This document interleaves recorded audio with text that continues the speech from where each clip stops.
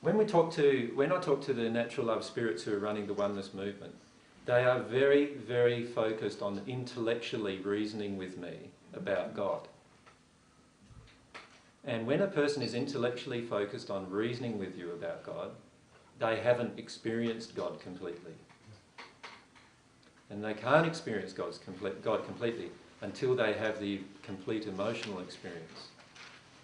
Now, did any of you watch the second set of DVDs, the second day's DVDs before you came? Yeah. The channeling of Lucinda? Yep. Do you remember in the channeling of Lucinda what she actually said? Remember she said that she was in the sixth sphere in a natural love state. She believed herself to be connected with God completely. She believed herself to be at one with God. But then, after visiting the earth and talking with us and feeling there might be something more within her soul, she felt a twinge, she said, of dissatisfaction emotionally within her soul. And after responding to that twinge, she actually visited us and talked with us. And then she tried some other things out, and she went back to the third sphere in her development and started opening up and being truthful emotionally.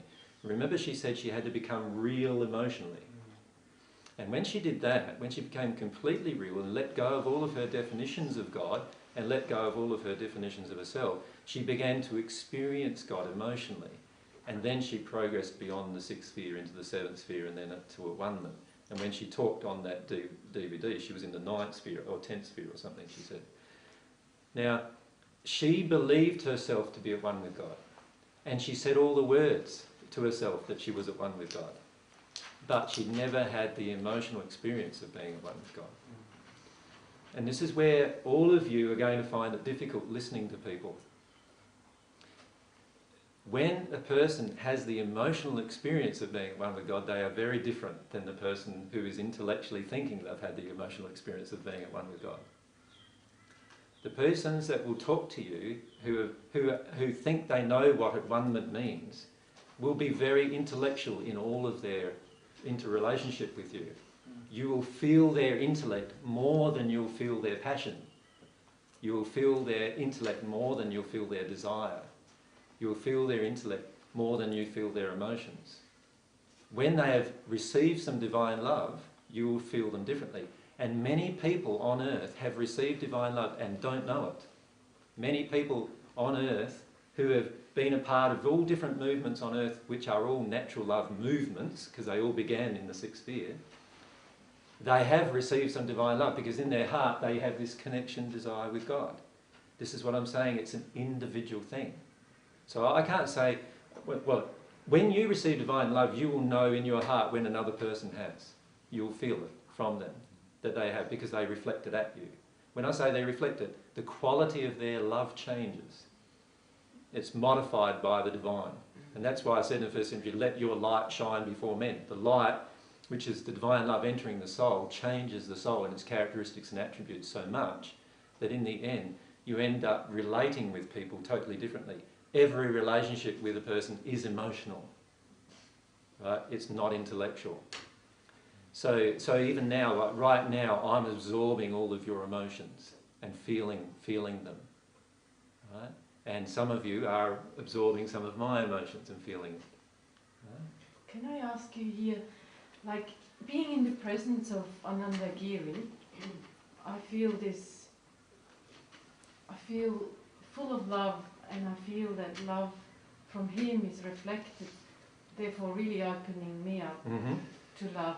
Yep. And that's the same being in the presence with Bhagavan and Amma. Even before even going to Amma, on the way I could really feel my whole being opening up and being in your presence. It's just such an experience you cannot put in words.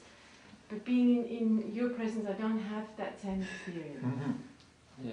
And so why is that? Well, I mean, I know I feel very triggered by what you're saying, but... Can you feel your emotions inside of when I'm talking? Because it's the emotional blockages inside of yourself that are preventing any of my love from entering you. Whereas when you're with... love? So, your love? any of my love. Yeah, not God's. Your personal love. I can't give you God's love. Remember I said no, that? I know. That's why I can't give you God's love. I can only reflect the love that I have inside of me to you. Now, what all of those gurus that you've mentioned are doing are reflecting a spirit's love to you, a sixth sphere spirit's love, and you are open to it emotionally. You are letting yourself feel that emotionally because you accept that truth. You accept that what they're saying to you is truth, whereas what I'm saying to you, you don't accept as truth. So therefore, you're not going to be open to the emotional experience. But already this morning, we've had 2 ladies that have been open to that emotional experience. Does that make sense? So it's okay. I'm not condemning you or anything. I'm just saying what's actually going on and why the blockage is there. Yeah? And the key is to understand what's going on emotionally.